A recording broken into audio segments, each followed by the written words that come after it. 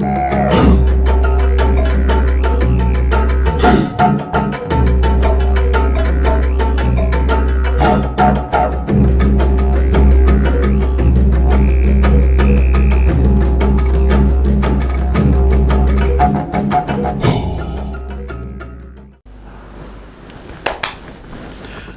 vamo, imаме 100 dena vlada i na 100 dena imаме nekakov odčet. To je neko demokratsko, ajde da rečem, nepišano pravilo, deka sekoja vlada se ostava da pravi što treba, što misli da napravi 100 dena, a potom gi kritikuvame kako počnali, kako se postavile, dobro je, loše, ko što ide. Ova vlada nemaše 100 dena, iako glumеше opozicijata, to znači deka opozicijata malce ke se zamolkne, može bi predlozi da dava, ama ne i kritiki. Ne deka mora da se vozdrži od kritike, ama neli kao nepišano džentlmensko pravilo. Ništa od toga nemaše, od prvi den imaše napadi i razbirljivo je. Od kogo je razbirljivo? No ono što je nerazbirljivo je katastrofalni odporaz koji nekako, kako da zaborava opozicijata koji go dožive. Imeno, 100 dena vlada ima nekoliko segmenti koji bi sakal jaz da gi otvatam vo mojevo izlaganje сега ili mojevo sogleduvanje za izminatio period, vidiki nije se vleguvamo u jedna mnogo složena faza, ne samo kako Makedonija, i mislim дека je mnogo neodgovorno da se pravиме луди што се случува во светот, што се случува кај нас и од тоа да излечеме заклучоци што можеме да очекуваме. Од една страна, владата за овие 100 дена направи повеќе од што претходната влада за 7 години. Па дури ќе кажам и нивната влада, значи последниве 10 години вклучително и претходната влада што беше срушена насилно 2017, оваа влада за 100 дена направи повеќе. Бидејќи ВМРО ДПМН кога беше донесе големи инвестиции, од кои ден денеска живее Македонија, тоа е едно. Кромберг и Шубер, да не ги набројуваме, доволно сте писмени и паметни да знаете на што мислам. Од друга страна, за овие 100 дена имаме инвестиција од скоро пола милијарда во енергетскиот сектор. Пазете, ја не очекувам државата да ми гради хотели. Мислам дека тој ментален склоп се уште живее кај нас, дека она треба да гради фабрики, дека она треба се да гради. Ја мислам, по мене, најздрава и најдобра држава е државата не да гради, да града ние, луѓето, да инвестираме. Бидејќи нашите што заминаа на работа, и зборам за оние бизнисмени, кои вложија, кои успеа, кои изградија фабрики, кои го направија тоа, го прават во други земји. Зошто не го прават овде? Затоа што системот е корумпиран. Претходно комунизам, сега корупција и рекет, кој луд би си турал трну здрава нога.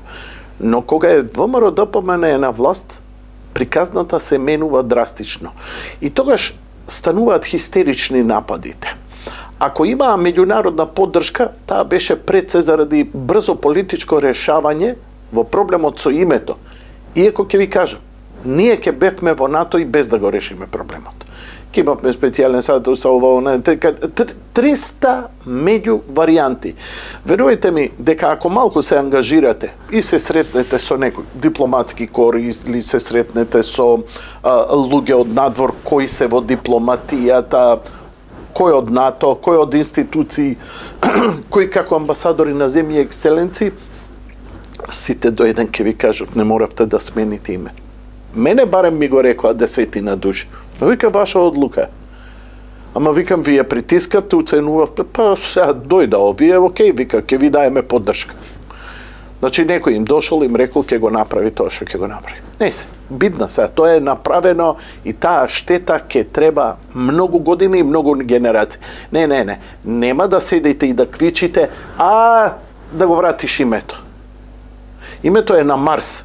Повели, одлетај до Марс и врати се. Ама ние ти избравме да идеш до Марс, онда ќе чекаш 4 години додека да дојде Марс. Еве го Елон Маск не може да полета, niti да испрати сонда, додека не има таква линија на покривање помеѓу Земјата и Марс за најповолно летање кон Марс. Ајде да не ви астрофизика, да не забегувам.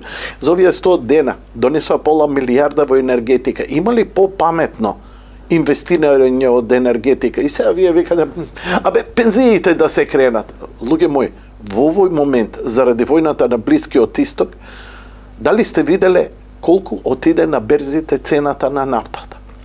Мислите дека некој може тоа да го види, седи у влада и вика, не може тоа. Ние ќе го пресечеме. Он може да го дампира, он може да го субвенционира, он може да помогне. Ние сме мала земја, можеме нешто да направиме, ама не можеш. Не сме Северна Кореја. Ние исто зависиме од движењата на пазарот, колку е цената на струјата на пазарот, колку е цената на нафтата.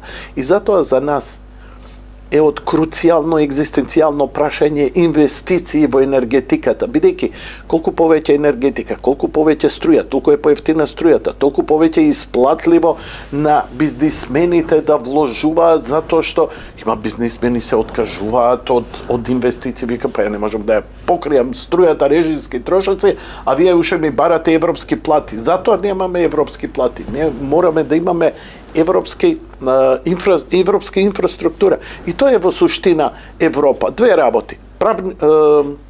Правниот систем кој функционира да го заштити и големиот, и малиот, и средниот, и секој праведно, барем во најголем дел. 95%, ајде да речам, 90%. Ниеден систем не е чист. Ама нашиот со 20% е катастрофа. Туку и поддршката и довербата кај јавноста. И затоа треба голем ресет да се направи тамо. Од друга страна, читам дека за овие 100 дена владата покрила некаков си долг од, како беше, само да видам, во Фондот за здравственото осигурување 2 милијарди денари. Вратен долг. 2 милијарди вратен долг. О, мојко. На што ќе се вади претходната власт? Било корона? Дали се сеќавате дека Европа нудеше огромни пари за помош на земјите? Ја памтам, овде ми стои како отечен крајник кој го немам, кога владата гордо изјави, ние не побаравме помош од Европската заедница, нам не треба. Знаеш зашто не побарале помош? Затоа што кога ќе добиеш таа помош треба да дадеш отчет зашто си ги потрошил, кај си ги потрошил парите. Вака, кога сам си манипулираш, баш ти е гајле. Тоа е страшен, суптилен криминал на високо ниво кој не можеш да го извадиш, да го ставиш на маса пред судија и да му покаже што е. И затоа, нели, ќе се судиме за мачки што го гребеле Мерцедесот и слични работи, кои се нонсенс па и од правна основа. Значи, оваа влада за 100 дена има направено повеќе од што претходната влада за цело свое работење. И тоа е позитивно. На овие 100 дена гледам дека прво се заврши Катланово, автопатот до Катланово, дека почна динамиката со обновување на автопатот Скопје-Тетово Гостивар. Најави за инвестиции. Коце Трајановски е на терен, нема подобар човек кај што се тура асфалт, он да е таму, затоа што ги тркала работите. Но зошто све се придвижи? Зошто се може, а претходните не можеле? Многу е едноставно. Нема крадење. Само толку треба да им каже премиерот, нема крадење. Правите што сакате, само нема крадење. Извореден концепт, ја така би работел. Кога би бил ја премиер, би им рекол, министри, дајте ми што треба да се направи, еве ви карт бланш, правите што сакате, не сме крадење. Ама кога зборам вака, не. И веднаш гледаш како има пари за покривање, за едно, за друго, за трето, за оно што те лажеа дека нема. И уште нема да заборавам дека помошта за децата со специјални потреби, за родителите со деца со специјални потреби, беше одбиена по лажно обвинение дека ВМРО намерно дала лош предлог, тоа беше у собранието, дала лош предлог за да не може да се оствари и да прави некаков пиар. Нонсенс. Ништо подалеку од вистината. Едноставно тој им е одлив на средства непотребен кои они ќе си го користат за лични потреби. Нели, претходната власт ја критикувавме, градела споменици. И ги гледам спомениците. Ама било прескапо. Добро, и тоа го гледам. Кај се вашите пари? Кај е задолжувањето на Македонија од 1,5 колку имаше таму? Немаше, една милиарда беше. Сега сме 5 милиарди. Што правевте бе? Скоро милиарда годишно. Кај се тие пари? Не ги гледам. Тоа е невидена кражба. И сега во цела оваа приказна, знаете што? Кога ја губите власта, квичите, пиштите, многу се буните. Зошто? Што мислите зошто? Затоа што се тоа некакви алтруистички побуди, дека се тоа некакви хуманистички, дека се тоа патриотски побуди. Не бе, пријателе. Се губи изворот на парите. Уште некое време имаш замајци, ако мислам дека опозицијата украде пари да може да биде комотна опозиција, како што гледате нивните медиуми растурат. Има ли главна телевизија каде што они, на главна телевизија не се иде без пари. Ја бар сум работал, знам тоа. Дали гледате да фали некој од опозицијава? На целиот нарезил како и колку изгубија, изгубија страшно. Следија трагата на парите, тука е болката. Ако ви интересира звецкањето на оружје и заканите на Али Ахмети и на универзитетската професорка која кажува нонсенс, вика, што мислите, Албанија сега се одвои од Македонија, а ние као сме требале да бидеме залепени за Македонија, затоа што само така многу брзо ќе сме влегле. Она отварала поглавје и она ќе влезела во Европската унија и што ќе рекле овдека албанците и што ќе речат овдека албанците? Ајде, повели што ќе речат? Ќе има отцепување на дел од Македонија? Па зошто Косово не е влезено? Која земја што е во кризна состојба или регион, Европската унија го примила во НАТО или го примила во Европската унија? Ајде, кажете ми. И што мислите, они сега Чемерија ќе ја примат? Или Рида ќе ја примат? Овие ќе се отцепат? Знаете што? Ќе се отцепат само едно, ако има пари. Бидејќи, кој ќе се отцепиш, буџетот на Македонија веќе не те функционира. Мјау! А нешто не верувам дека Албанија едва и чека. Слушај, ве молам, отцепете се, имам 15 милиарди да ви дадам. Нешто не гледам ни дека странскиот фактор го турка тоа или го финансира, па и нивниот омилен Сурош. Ги губат парите и тука е нервозата. Кога ги губиш парите, ја губиш и поддршката. Можеш да имаш еден замаец на патриотизам кој ќе те следи уште некое време, драг мој Али Ахмети, ама твоето време измина. И честно и поштено е после 2,5 децени и човек и да се повлече, да се смени, најде си свој наследник, иди си у пензија, уживај, ќе бидеш жива легенда, ама не може. Затоа што ако го посадиш така лошо како што ја посади целиот концепт на глумење, застапување на албанските интереси, кои веќе ни самите албанци не веруваат дека било која партија им ги застапува суштински интересите. Но добро е што има партија која имаше сериозна поддршка на изборите. И сега промилот бил повеќе, они требале да бидат у влада, они одлучиле така, зошто вие сте направиле така, и тоа се политички малверзации само за една работа.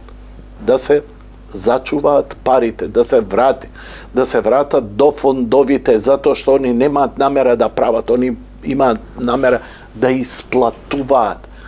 Тој криминал, не можеш ти да направиш фабрика за електрични автомобили, да фрлиш таму 100 милиона, парите никаде ги нема и да глумиш лудило. Они можат.